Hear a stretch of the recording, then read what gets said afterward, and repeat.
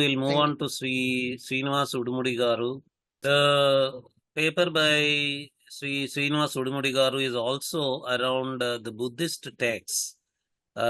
We had a paper on Buddhist texts by Sri Arvind V. Iyerji. Sri Srinivas Udumudi garu's paper is Indological Construction of Brahminism from Buddhist Sources.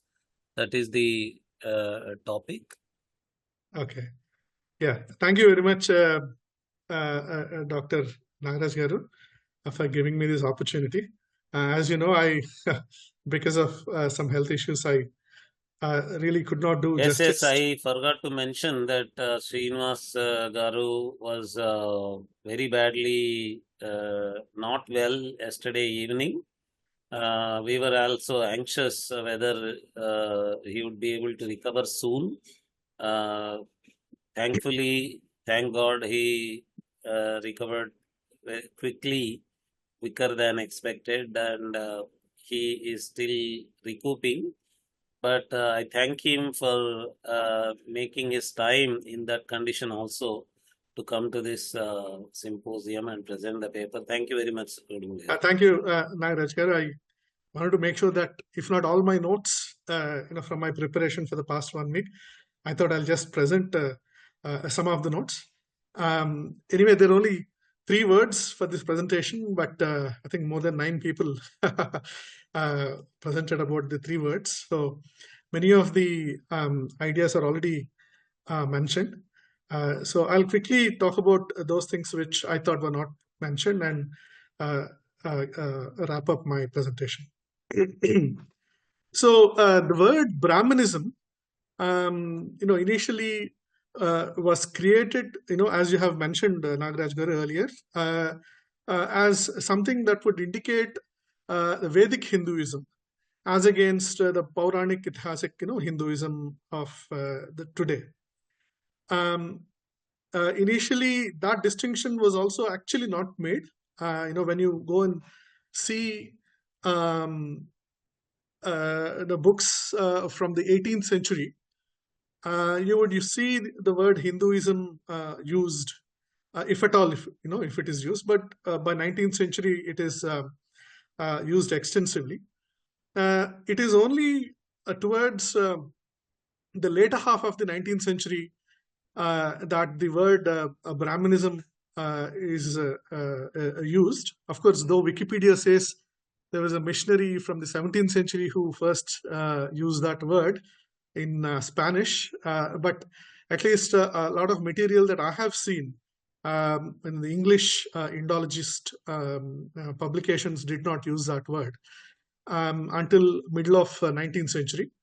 And of course, after the early 20th century, it becomes very widely used. And the later half of the 20th century, it is used even for Hinduism as well. Of course, we'll talk about it a little bit. So if you see how it is being used today, V.T. Rajshekhar is a prominent Ambedkarite. He has published this book called Brahminism. You can see how he is making a fun of appearance of a Brahmana, right? And of course, he is using Brahminism in a pejorative sense. So if you see the description of the book on YouTube, it says Brahmanism, which is a scientific name for Hinduism. So even though he's an Ambedkarite, he doesn't seem to believe in what Ambedkar said about the meaning of the word Brahmanism. Ambedkar says Brahmanism is that which doesn't agree with liberty, fraternity, and equality.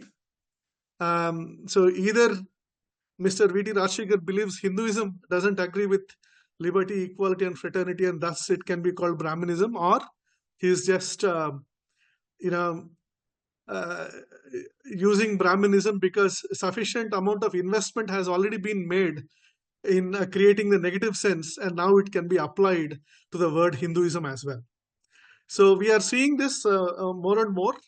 We are seeing the word Brahmanism used for Hinduism very often because 200 years of investment into creating a negative sense for the words Brahminical, Brahmanic, Brahmin and Brahminism can very easily be applied to the whole of Hinduism. And I don't think anyway they had that kind of a distinction earlier, but it was all right to probably berate a community within the Hindu society, because they are already portrayed as the evil people.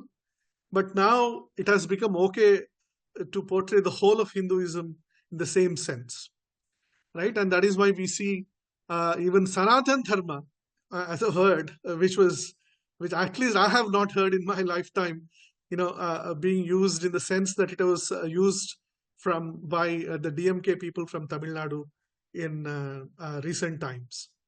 And I think so. There are several words here that we're dealing with. We are dealing with Hinduism, Sanatana Dharma, Hindu Dharma, right? These are words for the Hindu religion on the whole, if you can call it a religion. And then we have Brahmanism, which was initially used to only indicate a Vedic Hinduism from uh,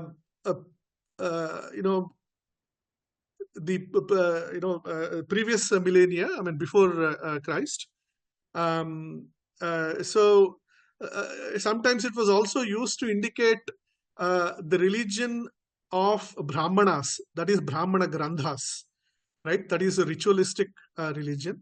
So it was not used in a pejorative sense, but then now we see all the words Brahminical, Brahminism, Brahmin, Brahmanic, all these words have already gained a very strong pejorative sense. And I think part of the problem is that I think we ourselves as a community, Hindus themselves, are a little confused about what word to use for what.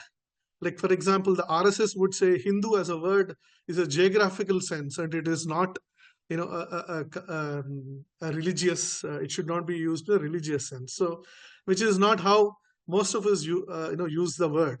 So this confusion is there for quite some time now, but Hindus have not done much to take care of this confusion. So we can expect this to continue into the near future, right? So if you see the usage of the word, I mean, Wikipedia, earlier it used to have Brahminism, but now they have replaced it with historical Brahminism as the tag, but the actual content itself simply uses the word Brahminism.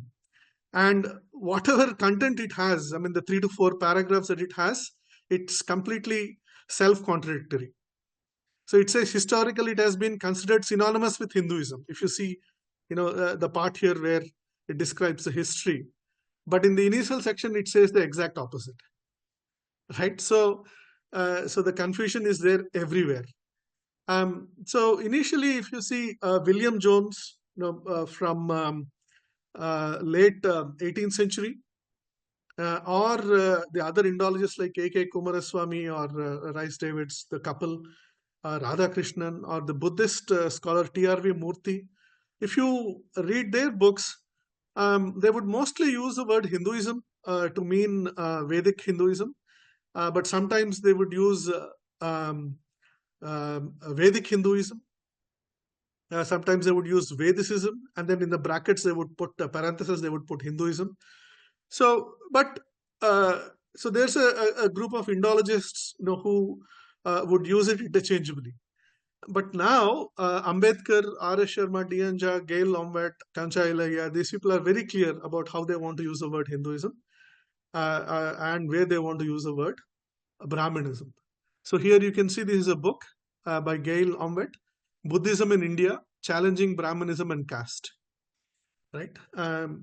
Now there is a new group of Indologists, Johann Bronkhorst, Brands K. Smith, Patrick Olivelle, Wendy Doniger. So these people are heavily invested in further building evidence around the pejorative usage of the word Brahmanism, and we'll see some of that in the later slides. There are two groups. scholars who have been working in this area quite a bit. We all know Vishwa Adluri and Joydeep Bagchi have written the book Ne Science, where they analyze origin of this whole problem as it exists for the past 200 years, right? And the book Ne Science covers it extensively. They've also published several papers in recent times, and I heard that they're going to bring out a new book, which is going to be called Indology as a Racism Science. So I have also seen this paper by them, Indology, The Origins of Racism in Humanities, which is actually a review of a book, Archives of Origins. But in that, they very conclusively and very beautifully show how not just the anthropology and the race science, that Jatayuji spoke about, but even the comparative linguistics and philology was also racist from day one. And in fact, comparative linguistics has originated from and has always taken race science and anthropology as an example on how to build comparative linguistics. So this paper very conclusively proves with citations. If any of you have not read the paper, you should definitely read it immediately. And very clearly, in their book Ne Science, they show that Indologists, of course, not just driven by their racist considerations, but they're also, when they see Buddhism and Hinduism, they imagine Christianity and Judaism, where the Christ is seen as a reformer of a traditional religion, Judaism. And they transpose those concepts onto Hinduism in a similar fashion when they are dealing with Hinduism and Buddhism. Or some of them look at it more like how Luther, who is the founder of the Protestant Christianity, has reformed Christianity. And when they see Buddha, they probably imagine Luther in Buddha's place. And they artificially force fit those concepts onto Hinduism and Buddhism when they demonize Hinduism into Brahmanism, right? So recently also they have shared on academia a handout called Woke Buddhas of Academia. This is something that they have presented in a conference on Western Buddhism. And the presentation was called Protestant Buddhism, Western Scholars' Analysis of Sanskrit Epics. Right? So you can see this table on the right. This is a table that was created by the work from Holtzmann, is one of the prominent German Indologists. So Buddhism and Brahmanism. Buddhism enlightened, Brahmanism unenlightened. Buddhism tolerant, Brahmanism prone to fundamentalist violence. Buddhism conducive to scientific inquiry and scientific progress. Brahmanism dogmatic, opposed to scientific inquiry. Buddhism socially progressive, Brahmanism socially conservative. Buddhism possessing historical self-consciousness, Brahmanism lacking historical self-consciousness and anti-historical. Buddhism egalitarian, Brahmanism caste-based. Nationalistic, and this is under Brahmins' control, giving to infighting among rival sects. Buddhism conducive to development of grammar and philological sciences. Brahmanism sunk in mystic speculation, hostile to critical thinking. So this is how Indologists have seen Buddhism and Brahmanism, and this is how they have established. And in the last 200 years of all their publications, their so-called analysis has found its way into even minor textbooks of their children, and it completely percolated into media, other research organizations, and completely colors any perception of Hinduism from their society, and their government officials, or the diplomats, or media personnel, researchers, even school children. So we have a huge task of reversing this 200 years of brainwashing that has happened based on force fitting of concepts which were completely a misfit. But that is what we have on our hands, at this point in time. There are several Indologists who have started negating this. Like, for example, if you see the paragraph that I have put here, although scholars have repeatedly shown that this account is historically inaccurate and is more reflective of Protestant prejudices than any objective features of Buddhism, for example, scholars like Begetchin, Myers, and also Chopin, elements of it survive even in contemporary scholarship. And Adluri and Bakchi give the example of Bronkhorst. The three publications, three books by Bronkhorst, 2007, 2011, and 2016. We will briefly take a look at them as well. So if there is one person who's heavily invested into creating the dichotomy of Buddhism and Brahminism in today's 2024 world, it is Johannes Bronkhorst, right? So this is what they say. It falsifies this distinction, falsifies the historical relationship of Buddhism to Brahminism, and misrepresents Buddha's enlightenment as if were nothing more than this some sort of a wokeism.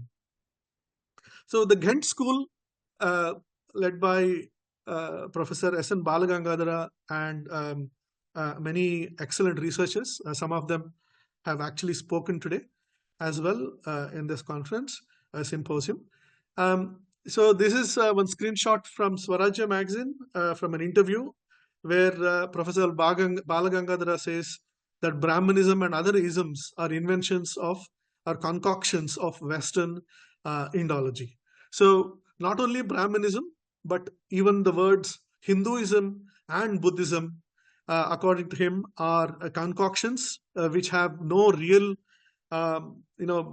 they don't signify really anything. They're empty words which don't correspond to anything real in the world today. So there are two main ideas of the Ghent school are these. One, colonialism damaged our culture in the sense that it damaged the transmission of Indian culture and the formation of our intellectuals. And two, colonialism creates colonial consciousness which impedes our access to experiences. So whatever descriptions that the colonial researchers provide, in our experience, we see them to be facts. Our researchers see them as factual descriptions. And that is because of the colonial consciousness, where real experience of what actually exists out there, we are denied that. And we experience what constructions that these Indologists are putting out based on these conceptual misfits, right? You can also see his response to a question from Jaggi of Swarajya. So he's saying, Jatis are social groups in Indian society. Social groups exist in all societies, and in India, these social groups are called Jatis. Similar social groups that exist in societies are called differently in different parts of the world. It is as sensible to speak of the caste system in India as it is to say there is the social group system in societies. Further, yes, Brahmanism is an invention of Western Indology. Indology, which is fond of isms, has created quite a few: Brahmanism, Vedism, Hinduism, Buddhism, and so on. Right? So let's quickly look at Johannes Bronkhorst. He is a hero, and a Western Indologist who is very well known for his works. He has published extensively, but he's extremely well known for his work Greater Magadha, and more recently how the Brahmins won, and also two sources of Indian asceticism. So according to him, he defines Brahmin ideology in this fashion: a region. So a Brahmin ideology, according to him, originated in the Kuru Panchala, which is North India, proper North India. And according to him, most of Western India, Eastern India, the Ganges, the Ganga Valley, and most of the South India, um, it spread to these regions uh, after 500 BC or so, and definitely after 1000 BC for sure, according to him. And so he believes that it spread through implementation of a Brahminical ideology. So a region that has a number of Brahmins living in it, but which does not recognize the Brahmins' claim to superiority, is not Brahmanized, right? So he thinks that even though Buddhism, according to him, has resisted this Brahmanization for almost 700 years, it has eventually failed, and the whole country has been Brahmanized, according to him. So, according to him, Brahmanization means a region accepting that Brahmins are superior to the other classes, right? So, a region becomes Brahmanized when this claim comes to be accepted. Until the time, the region concerned is not Brahminical territory, right? So, according to his work, Greater Magadha, when Buddha came up with his sermons, what is now called Buddhism, um, the Magadha region, or the Greater Magadha region, which is Magadha, Kosala, Videha, Anga, all these regions were actually not Brahmanized, right? And they resisted Brahmanization. And the reason, uh, so according to him, Ikshwakus, of the region, were actually Aryans, but they are non-Vedic Aryans. And Kuru Panchala are proper Vedic Aryans. Um, and these ideas are quite old. In fact, Hermann Oldenburg, he published in 1852 a book on Buddhism where he talks about these ideas. And even our own researchers like Srikant Talagiri has also published ideas which are similar to this. And these are accepted quite widely, though by not all Indologists. But the extent to which this is accepted, and the chronology of when this so-called Brahminization has actually happened, there's a huge disagreement on that. And of course, this whole concept of Brahminization and Brahminical ideology, there's disagreement on that as well. Even though some of the Indian thinkers do agree that Kuru Panchala is the original Vedic region. Now, there are Indologists who are publishing extensively. So, Joanna Jurovic is one such researcher who is publishing extensively on the relationship between Buddhism and uh, Vedic Hinduism. So, Pratitya Samutpada, which is the most important concept for Buddhists, she has proven that this actually originates in some of the Rigvedic mantras. Her student now, Gabriel Ellis, has published these two papers that I'm showing here. One is Early Buddhism and its relationship to Brahmanism, a comparative doctrinal investigation, and that's his PhD dissertation. And the other paper that he has published is Early Buddhism and Caste. So, very strongly, this group argues for continuity of Vedic ideas within Buddhism, much, much more than anything that Bronkhorst has agreed to. Bronkhorst, in fact, denies that there is absolutely any kind of influence of Vedic Samhitas or Brahmanas on Buddhism.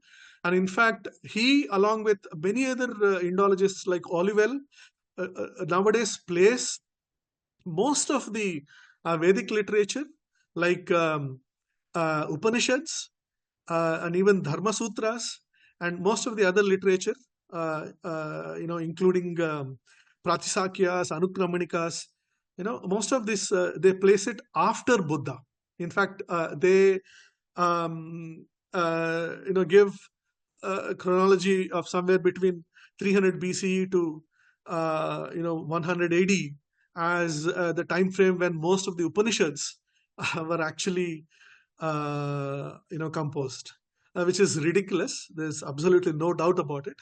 But the reason why this is being done is that it supports their thesis about Brahmanism and Buddhism and the complete independence of Buddhism, and their proposal that it is Buddhism that has actually civilized Indians, according to them. Right? So, if you have not heard of these researchers, Joanna Jurovich or Gabriel Ellis, you should definitely read their works. Right? So now, what I would quickly like to do, before I close my presentation, is I would like to quickly take a look along with you guys at some of the primary sources of Buddhist canon, Pali canon. The early Buddhist canon is Pali canon. So Buddha, at the age of 80, when he attained Mahaparinirvana in 483 BC in Kushinagara, immediately after his Mahaparinirvana, there was a first council of around 500 Buddhist arahants, that is enlightened bhikkhus, which was held under the leadership of Mahakasyapa, right?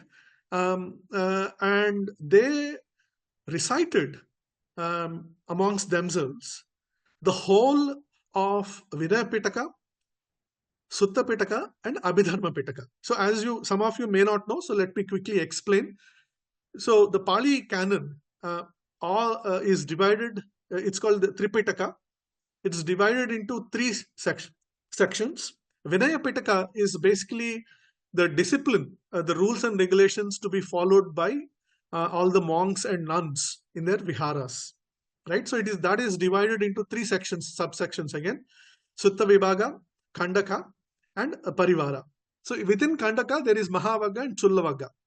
So it is the Chullavagga which has documented the historical details about the first council and the second council of the Buddhists. That has happened.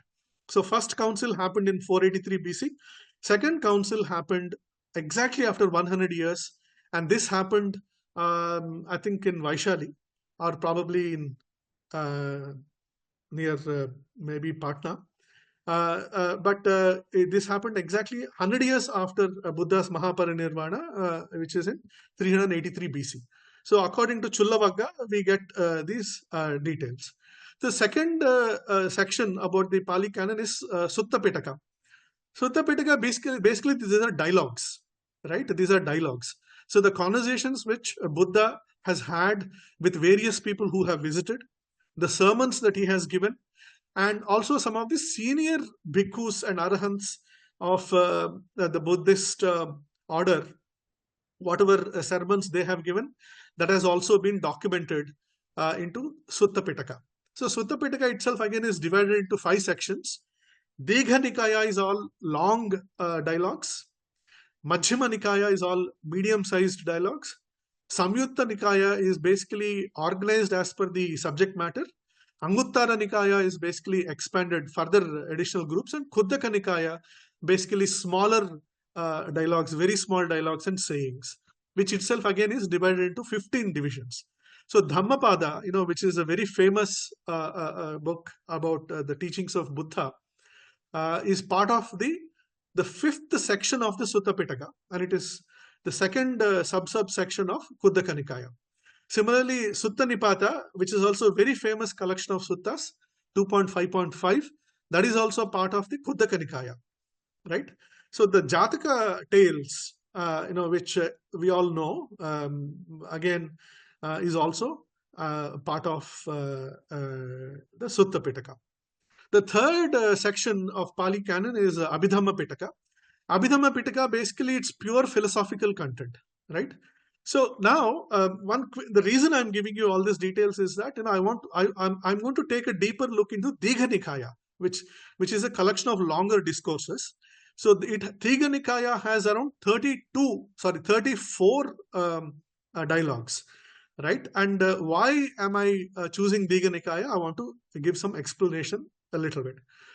So when the first council happened, Ananda, who was a very close confidant of Buddha, Gautama Buddha, so he basically recited the complete Vinaya Pitaka. And Upali, who is another very senior disciple of Buddha, he recited the whole of Sutta Pitaka. And Abhidharma Pitaka was at a later point in time, it was put together because it was purely doctrinal in nature. Whereas the Sutta Pitaka, these are supposedly dialogues which actually were, happened, and which were memorized by his disciples, and which were immediately upon his death, recited. So all the 500 people who assembled at the first council, they learnt all this by heart. And between 483 BC and 383 BC, when the second council has happened, Stavira Vadas, Stavira Vadins, these people are called Stavira Vadins, which means the elders. So the conservative sections of the Buddhist followers, they're called Stavira Vadas. They actually broke apart into 17 different groups, and this is as per Deepa Vamsa and also Chullavagga. So they very clearly document that this one big group at the time of the death of Buddha, the Mahaparinibbana of Buddha, within 100 years they broke apart into 17 different groups. Now, of which around 5 groups actually survived at 383 BC. And some of them were Mahasamgikas, Sautranikas, Theravadas, I think 2 other names which I don't recollect at this point in time. Now, the Sutta Pitaka and Vinaya Pitaka of each of these groups had minor differences. But because in the Indian subcontinent, only the Theravadas have survived in Sri Lanka. Of course, they also spread to Southeast Asia. And the Sautranika versions of Sutta Pitaka and Vinaya Pitaka were only found in China and Tibet, and that too not in any Indian language, only in Chinese language and Tibetan language. And when they were recovered, and when there is a comparison made between the Sautranika's Pali canon and the Theravada's Pali canon, they found that Digha Nikaya and Majjhima Nikaya was mostly the same. Vinaya Pitaka, except Parivara, first 2 sections of Vinaya Pitaka was mostly the same between these 2. So I just wanted to make sure that I am establishing the authenticity of Digha Nikaya, and this is how we establish the authenticity of Digha Nikaya. So these are the 34 suttas of Digha Nikaya, right? So I have used the Sutta Central website, where they provide in a very nice fashion both the English translation as well as the original Pali version transliterated into English side by side, right, line by line, so that we can actually refer to the Pali version to see what were the actual keywords that were used, because we don't want to be taking the translation at face value. We'd like to know what is the actual Sanskrit equivalent of these keywords, right? So I have consulted this Sutta Central. So now we will quickly look at 5 different suttas, the first 5 suttas of Digha Nikaya, right? So let me quickly show you how the Sutta Central website looks like. Just a second.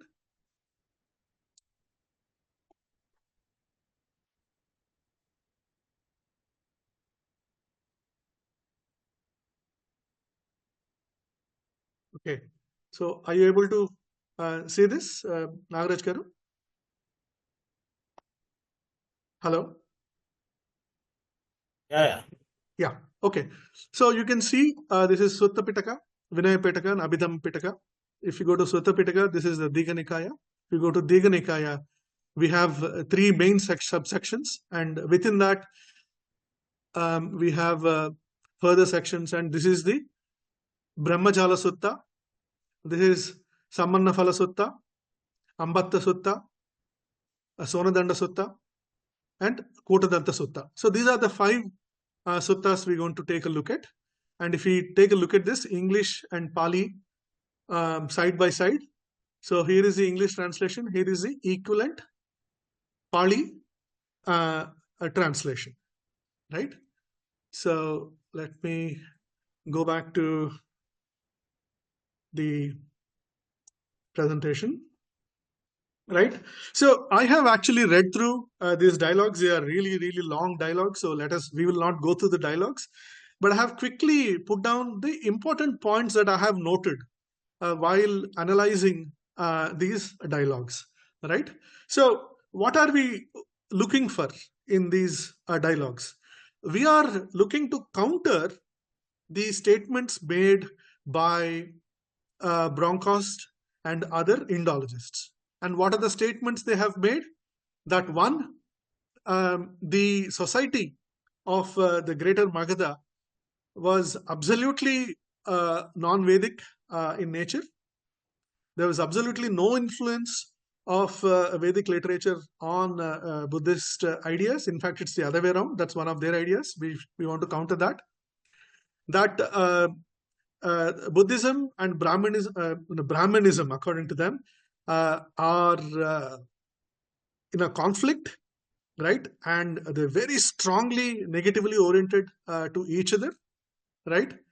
And fourth, that Buddhists did not have any kind of a respect for Brahmanas, and in fact, they had nothing but hatred and disgust for Brahmanas. So that is one of their points. So and so on, right? And when we actually go and read for ourselves and look at the actual terminology which is used in the Digha Nikaya in each of these suttas, we realize that that is not true, right? We can and these are the points that I made from my quick reading, right? So you can see extensively every sutta mentions Brahmanas. Most of the times, the dialogues are with Brahmanas. Majority of the times, most of the dialogues are with Brahmanas, right? And of course, Digha Nikaya has only 34 dialogues, but Buddha has actually given sermons for almost 45 years, right? So obviously, he has given many, many more than 34 distinct, dialogues. So, but they have specifically selected and memorized only these particular dialogues, right? And even if they have memorized a large number of dialogues, these are the only ones they have decided to document. And they have decided to document those which are mostly given as sermons to Brahmanas. Why, we can speculate about it at a later point in time, but that is the fact, that we see when we look at Digha Nikaya, right? So the very first Brahmajala Sutta, right, the Parivrajaka, right? Parivrajaka means, a sadhu or a sant, a wanderer. So his name is Supriya, and he has a student called Brahmadatta, right? And they specifically say the student is a Brahmana. So which means Supriya probably is not a Brahmana. So Brahmanas were actually students of non-Brahmana Parivrajakas. That is something that we see. Second, they keep saying that Supriya is constantly criticizing Buddha and the Sangha, but Brahmadatta is actually praising the Sangha and the Buddha, right? And so in this particular dialogue, they describe how Supriya and Brahmadatta are doing this activity of praising and criticizing Buddha and Sangha. very close to where Buddha and his disciples are there, and they're able to actually hear them. So, and then Buddha gives a sermon to his disciples saying, when people are actually praising you, you should not, feel good about it. And when they're criticizing, you should not feel bad about it. And then, he lists all kinds of things which they would normally praise and all kinds of things which they would normally criticize, and why they should ignore all of that. And what are the things they should actually feel good about. That's what the dialogue is about, right? So, whenever Buddha talks about seekers in the sense, people who are spiritually oriented, he always uses the phrase samana brahmana. So he simply doesn't say parivrajakas, or he doesn't say sramanas. He says samana brahmana. So samanas are ascetics, brahmanas are brahmanas. So samanas are probably non brahmana seekers, right? Spiritual seekers. But he always uses the phrase in a compound fashion, and never do we see a scenario where he's showing samana as being in conflict with brahmana. He does not. They're always shown as a pair, right? And he gives equal respect to brahmanas as well as samanas, right? Then next thing is that he himself calls himself samana, right? And clearly because he's not a brahmana, but he's a spiritual seeker himself. Well, he is realized. Now, and in this particular sutta, very, very interesting, he lists a very large number of occupations in the society. Very large number of occupations in the society. And that's very interesting. And also, we notice that the terminology he uses when he is describing some of the technical aspects of his teaching, we see that they are more or less the same terminology as Yoga Samkhya systems of philosophy. And we know that Samkhya is the oldest, Yoga is also the oldest of the Shaddarshanas. And we can very clearly see influence of Samkhya Yoga on Buddhist conceptual doctrines, right? Very clearly. And in fact, the first two teachers of Buddha, when he left his home at the age of 29, were actually supposed to be Samkhya teachers. So he was not happy with their teachings, and he only attains the second jhana. So he leaves, and then he does 6 years of mortifications and to attain all the four jhanas, and eventually when he stops the mortifications in Bodh Gaya, he attains nirvana. That's a well-known story, but I just wanted to mention that his first two teachers were actually Samkhya teachers, right? So very clearly, based on what we see in that particular sutta, we are already negating some of the points that Bronkhorst has made. The second sutta is fruits of ascetic life, right? So the king Ajatasattu, so he has killed his father to become a king, and he's feeling guilty about it, and he's going from one region to other region, meeting all the very well-known philosophers of that time. And this particular sutta mentions about 5 very well-known philosophers of that age, right? And finally, Ajatasattu comes to Buddha, and so he's asking, why should one give up their life and renounce their life and become an ascetic? He's asking, what are the benefits and fruits of becoming an ascetic? And Buddha, Gautama Buddha, is actually giving an answer to him. So again, if when you analyze, you see that the king says that he is doing everything in his kingdom that he should do to promote and protect the spiritual seekers. So he very clearly says, I am actually supporting and protecting samanas and brahmanas. So if the if they are non-Vedic and Aryans, right? Why do they have this culture of supporting and protecting brahmanas, right? So very clearly, we see that happening, and the way he mentions it, it appears like this is a very common thing. There's nothing special about it. He also uses the word Bhagava for Buddha, and he talks about how he gives dakshina, to um, both Samanas and Brahmanas, right? And he talks about how his questions were not answered by the other philosophers, and he's saying, how can I rebuke Samanas and Brahmanas uh, because they have not answered? Obviously, I hold them in great respect, even though they are my subjects. I cannot say anything, so I remain silent when they have not answered my question.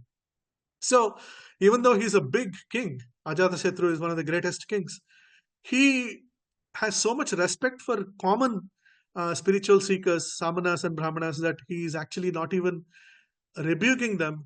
He's afraid to, not afraid, probably, he's too respectful to them that he doesn't do it. Right? So, and that's what he's telling Buddha.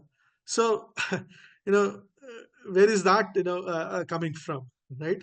So, and also, Bronkhorst says the way the word householder is used, right? If you see the suttas, they say brahmanas, kshatriyas, and householders.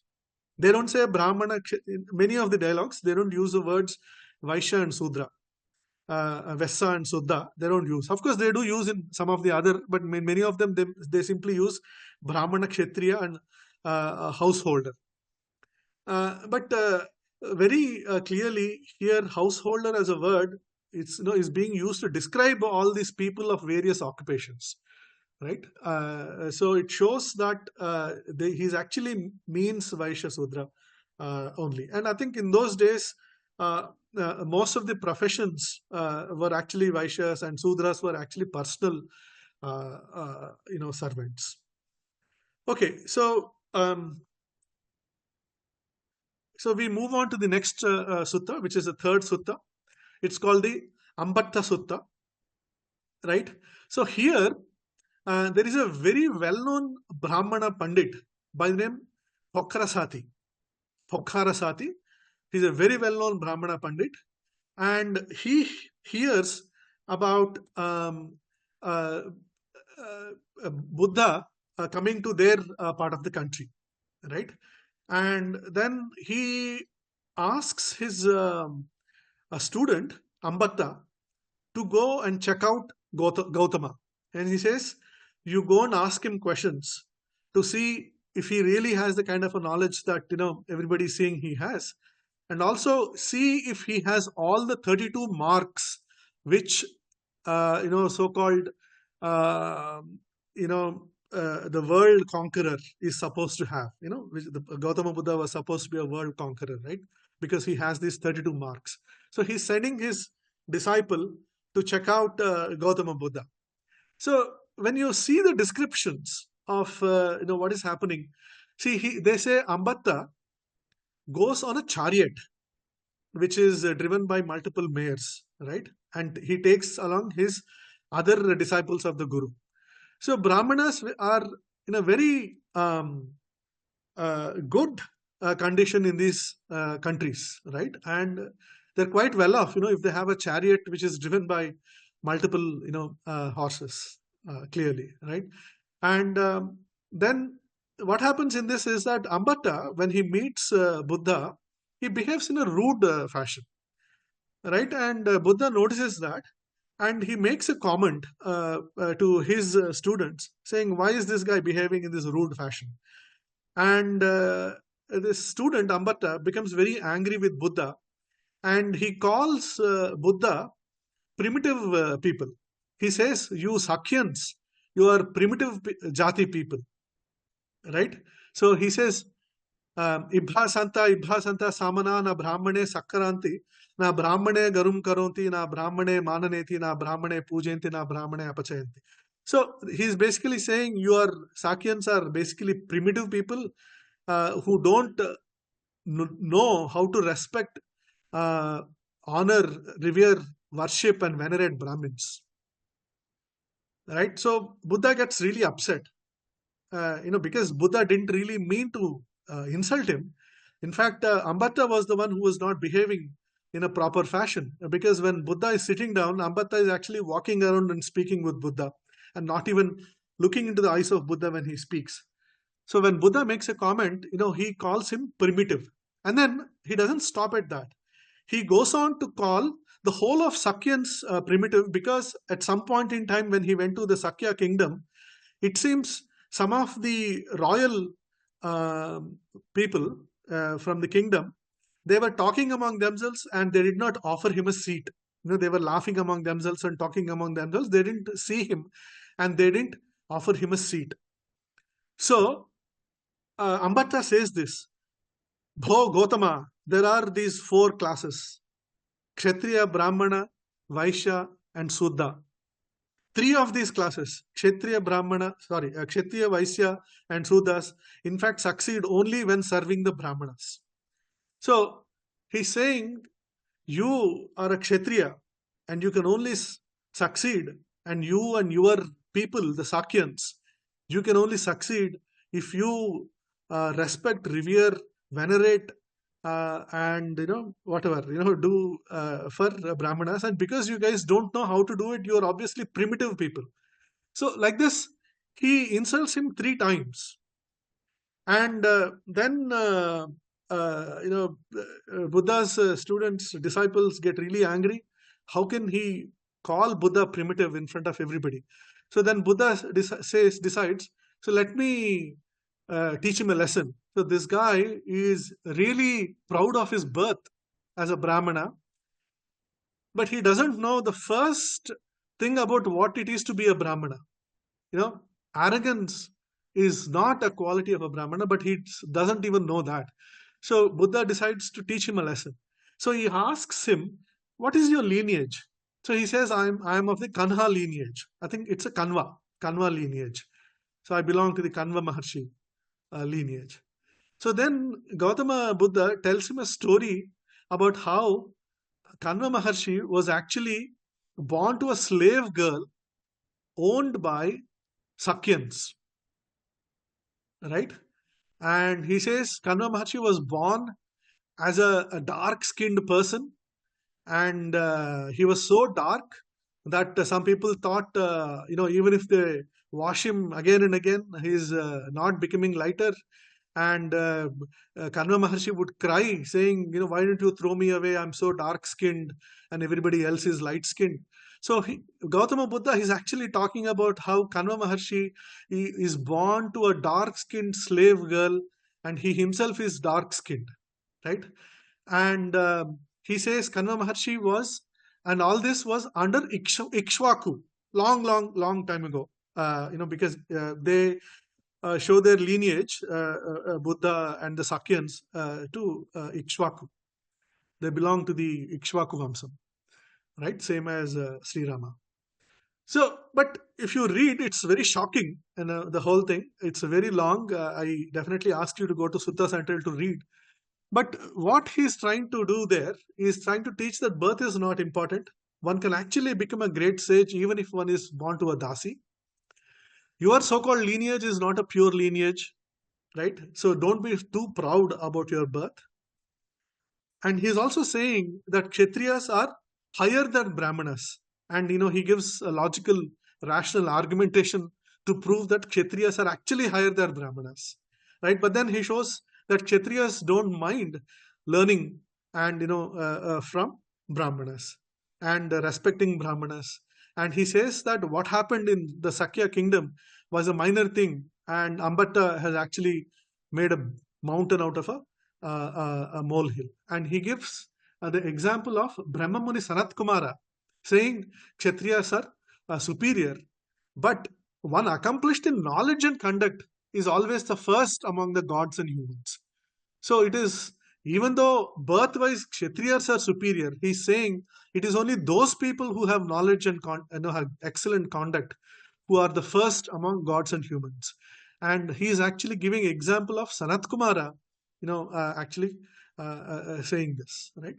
So anyway, eventually Ambatta apologizes, and eventually he becomes a lay disciple of Buddha, and then he goes back to Pokrasati.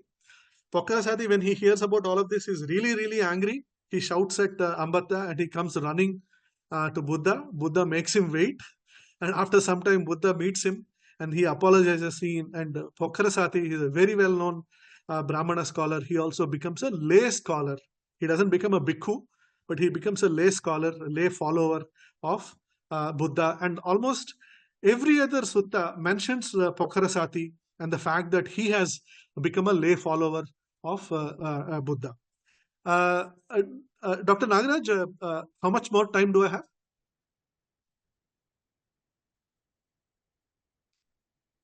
Hello, Nagaraj Garu. Another 5 minutes. Okay, fine. Yeah. Okay, so then the next sutta, we will talk about is Sonadanda Sutta. So here, he's a very reputed Brahmin, and he visits Buddha, but he has a lot of reservations about meeting Buddha. It's very funny actually reading about this. So he wants to really come and meet Buddha. He wants to learn from Buddha. He wants to hear the sermons, but he's very afraid about what the other Brahmins will say. So I guess in that time, among the Brahmins, probably it was, they would prefer not to go see Buddha. So there is some amount of resistance to come and see Buddha. So most of them probably would not go see Buddha. But Sonadanda wanted to go and meet Buddha, but he is very afraid of what other Brahmanas will say. Right? So anyway, he all this is actually happening in Anga kingdom. So we can see, where is Kuru Panchala and where is Anga. Anga is really farthest, in terms of the geography of India. But here we are talking about a village in Anga kingdom where there are thousands of Brahmanas and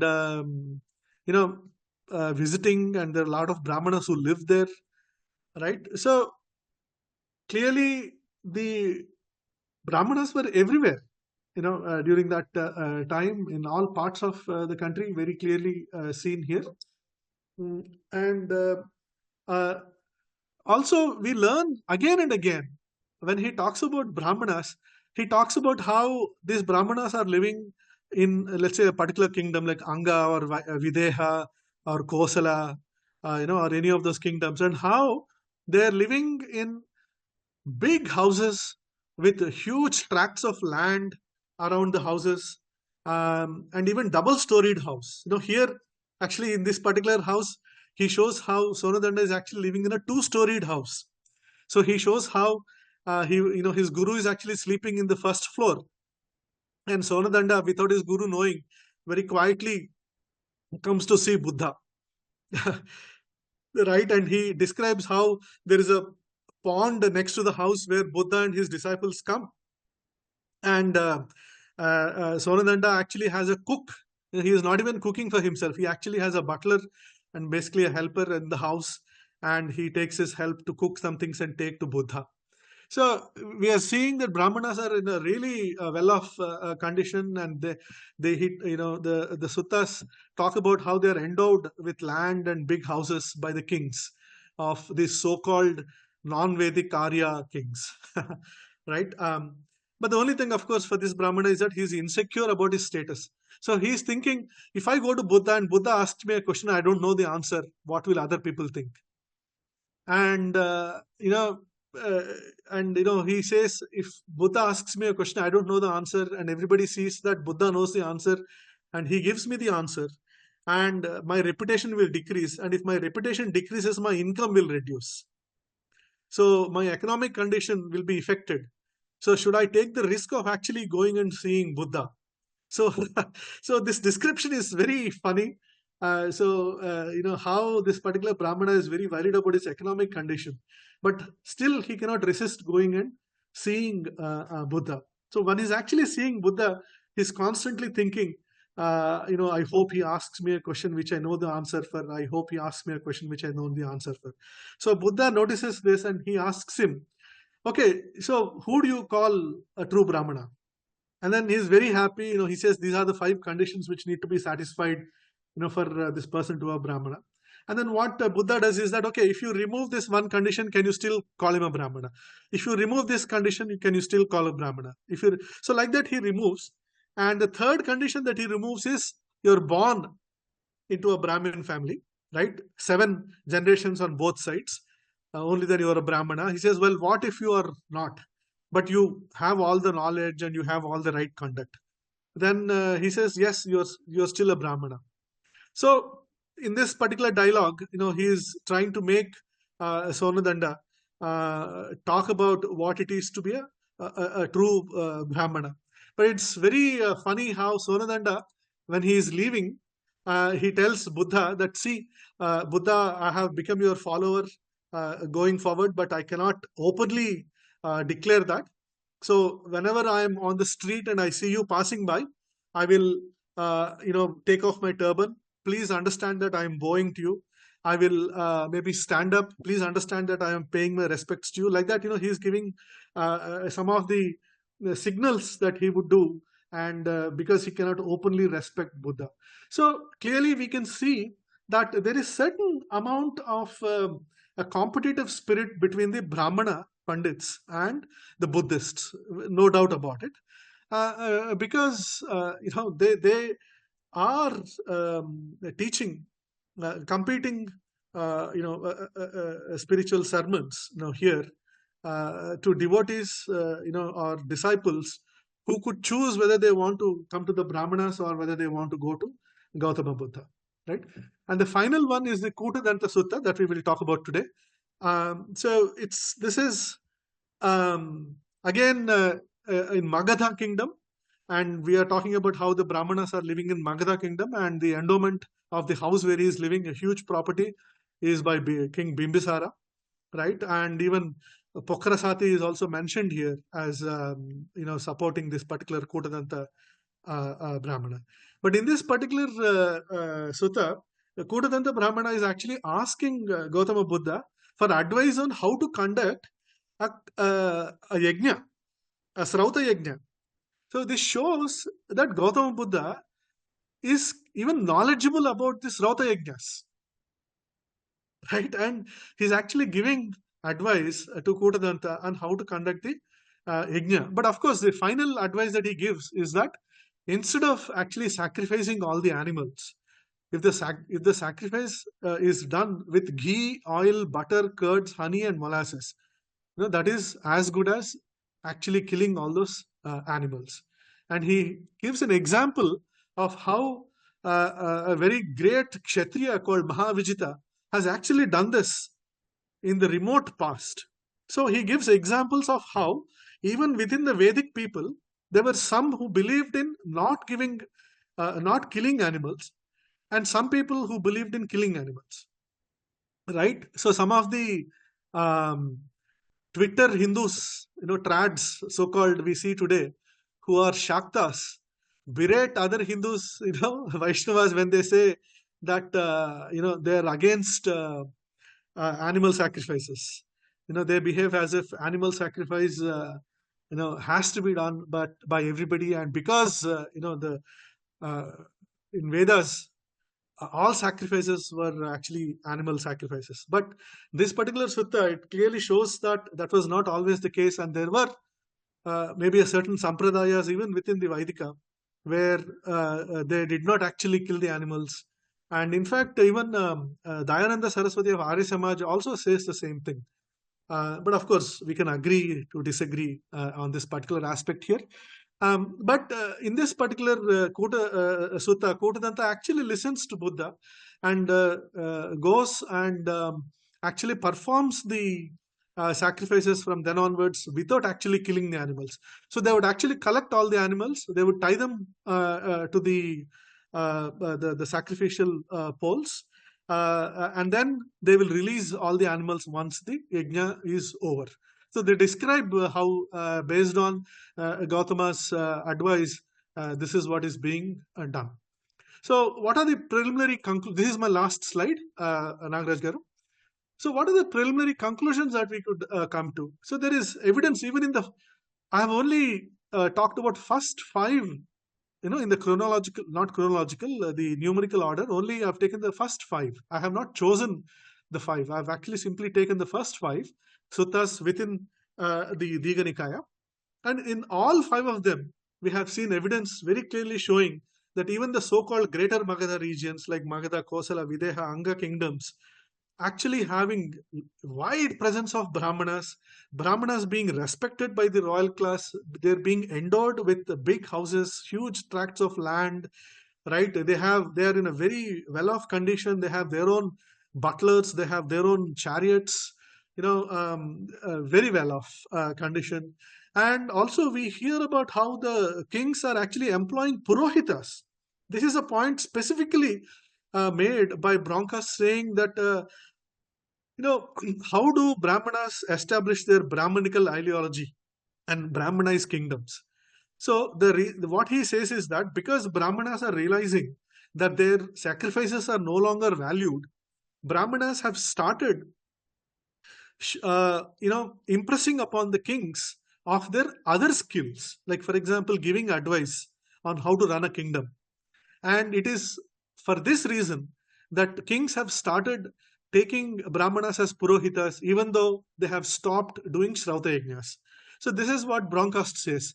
So, so here, the Magadha regions are not supposed to be Brahmanized yet, at the time of the Buddha. But here we are seeing that, the kings already have Purohitas. So I don't know why Bronckhorst thinks that we can't even go and read the suttas for ourselves. I don't know. Maybe it's arrogance on their side, but no, this is evidence which is open for all, to see. And also, one very important point is that Buddha viharas are purely for those who have renounced their social life, within those kingdoms. There is nothing in any of the suttas which portrays the social and religious life of these people being something different from what it is in the Vedic regions like Kuru Panchala, right? And in fact, everything that we see gives the impression that from a social and a religious perspective, it is exactly the same as the Kuru Panchala region, and it is only specifically the spiritual domain where there is a difference here, where there is a new teaching that Buddha has come up with. And of course, there are certain criticisms.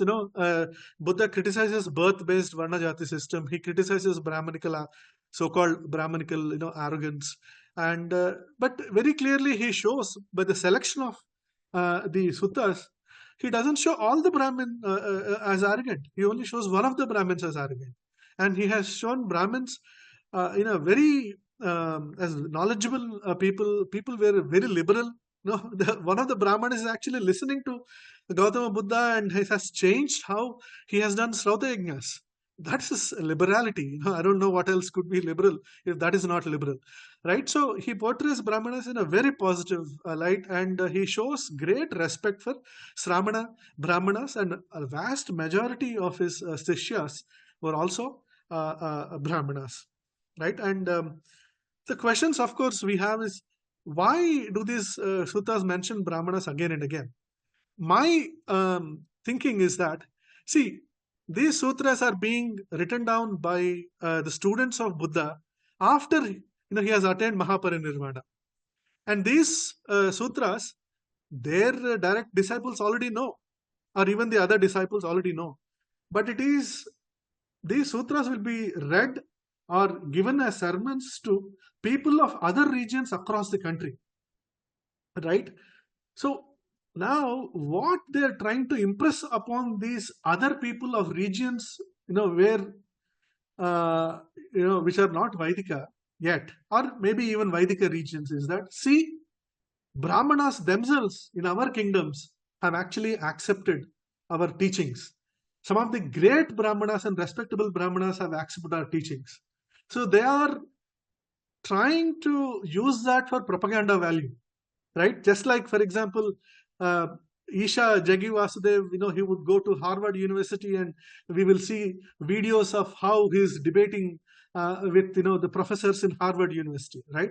So that is for our consumption, because we give greatest respect to Harvard professors. If Harvard professors, are praising Jagi Vasudev, then probably it really makes us more amenable to accepting his teachings. So this is also something similar.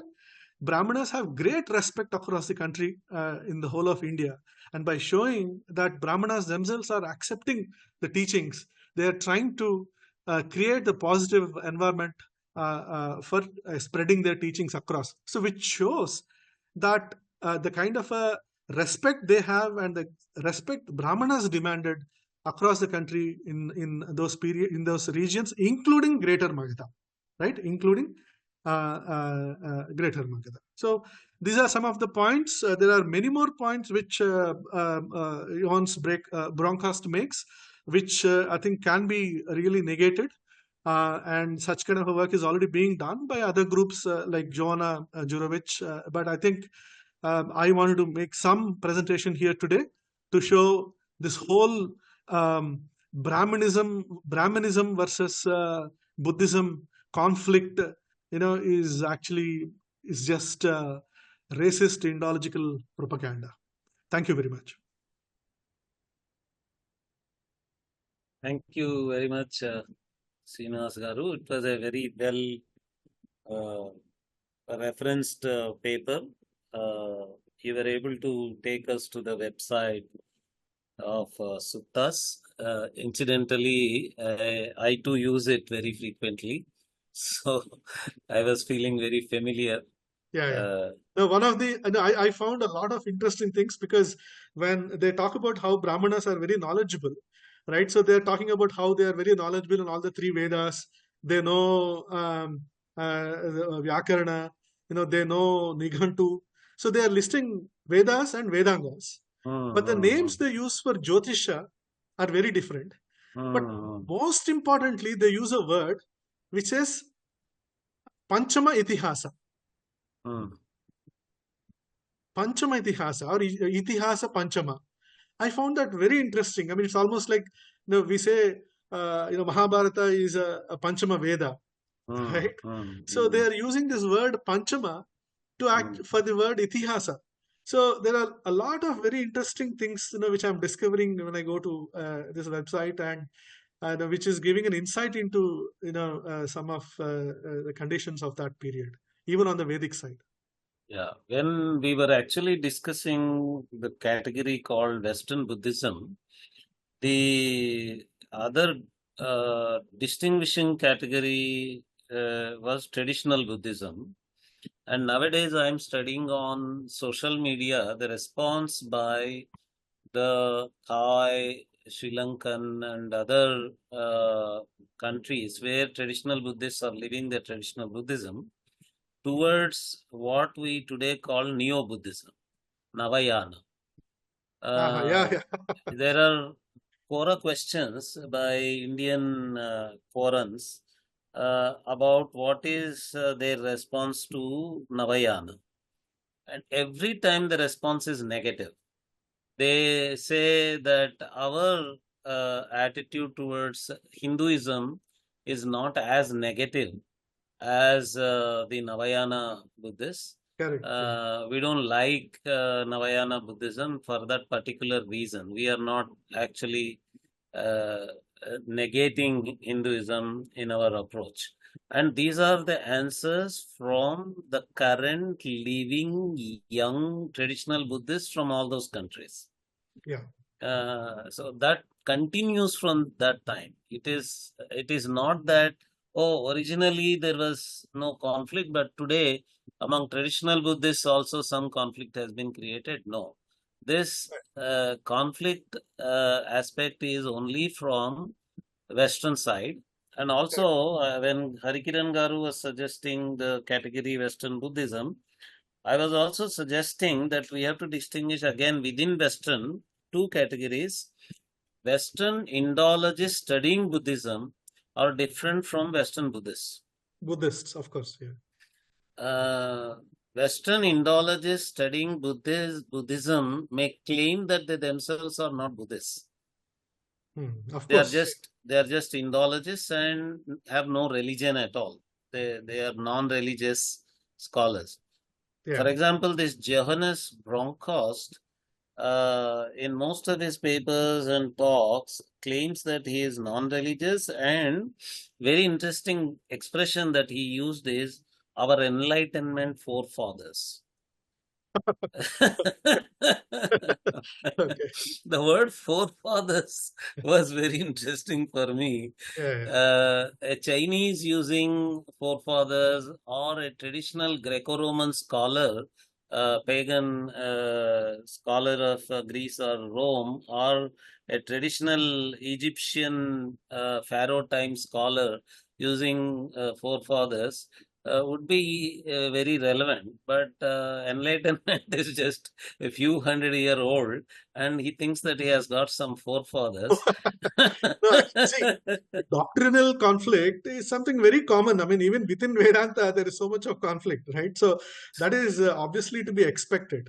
But So on the he social, says that there are some enlightenment forefathers, and he wants to be indebted to them, he wants to be committed to them, and he wants to satisfy his enlightenment forefathers. And his pitching is between history and the followers of religion. ah, So he says that he's a historian, and it yeah, is quite expected that historians are in conflict with followers of religion. hmm. And there is some unconscious belief in him that history is a science, but unfortunately for him, in his own campus, people may not agree that history is a science. History has always been considered to be part of humanities. In most of the Western University campuses, when they organize administratively, they never, very rarely, they placed history under even social sciences faculty. They place history The under arts, humanities faculty. humanities, of course. Yeah, Humanities. So they don't take it seriously. And his history versus religion is coming from science versus religion. of course. Yeah, yeah, And that science versus religion comes from the church versus science.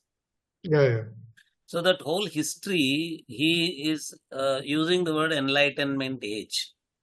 yeah, So when he attacks Brahmins or Brahminism, he would like to hide under his scientific historian's attack on a religion. yeah. He doesn't want to be identified as an anti-Brahmin white racist. Yeah, yeah, but that's what they are. Yeah, so he wants to hide under that science versus religion of the Enlightenment time, and he wants to put his own discipline, history, under science, which no one would agree.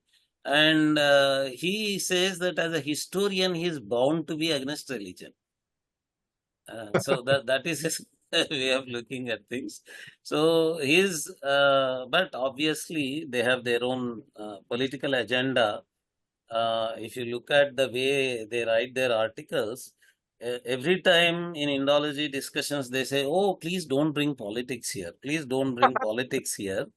But Sheldon Pollock's almost every article Mhm. begins with the name of BJP. Yeah, yeah, When he was writing about Rama or whatever, his Ramayana or Rama or Ramayana othering or Sanskrit is dead. Every time the first passage has the word BJP in it, or Hindutva. for Hindutva. So how can they claim non-political? They obviously have a political agenda. They very clearly are targeting certain political parties of the countries that they are studying. Uh, and they are consciously doing politics with those electoral political parties Interference. founded in those countries. And they have absolutely no way of escaping from the allegation that they are highly political. And they very clearly, openly, they are political. and their attempt to hide under science versus religion or history versus religion, enlightenment period, enlightenment forefathers, all this doesn't actually cut the ice. uh, Yeah. yeah. Okay, thank you very much for inspiring such thinking, and a lot of references that you have shown from all these Buddhist sources. There seem to be some comments. Vaijayanti Chakravarti, if I can make a small observation, after listening to Arvind and Srinivas Garu, my experience of standing before the Girnar rock edict and reading its translation, even that was clear how including Brahmins in a positive way negates a general and blanket Buddhist as anti-Brahman narrative. Thanks for the exhaustive denial of such a narrative. Thank you, Vaijayanti ji. Yes, these edicts are Mauryan time edicts, and the date of Digha Nikaya is probably around that time only, with a very small difference of century or 1.5 century. Uh, but rock edicts are coming from a royal expression of, whereas Digha Nikaya and other texts were composed by bhikkhus. Uh, Bhikkhus composing certain ideas, and the royal edicts and inscriptions composing similar ideas shows that there was a sharing of ideas between bhikkhus and the royal families. Pradeep Patil, how do non-Brahmin Hindu counter negate the anti-Brahmin, anti-Hindu narratives? Uh, when some Brahmins, gurus, Hindutvavadi political social organizations are accepting all atrocities literature thrown around, almost nobody is speaking the pure truth about Varnashrama Dharma to know the holistic view of it. If we closely observe the status and quality of political, social, educational, and healthcare from constitutional setup, I do see a lot of value in Hindu social structures like giant families, jati, varna, from quality, resource, time efficiency, and vocational skills. However, practically, it is very difficult to switch back to it now. How do we have the best of both worlds? See, I mean, there is a difference of opinion among Hindus themselves on how they see Varna Dharma. But irrespective of such difference of opinions, one thing that should be very, very clear, and that should be the basis of all reaction to such things that we see, is that attacking of Brahmanas is attacking of Hindus. That is the most important central concept, that if we are clear about it, and response to such attacks should not be response as a Brahmana. Well, Brahmins are being attacked, so we will respond as Brahmanas, but should be response as a Hindu. Because if you are responding as a Brahmana, I mean, for example, if Brahmanas respond as Brahmanas, then half the job of the other side is done. So the response to attack on Brahmanas should be from all Hindus as a Hindu. Thank you very much, Srinivas Garu, for such wonderful, valuable final comment.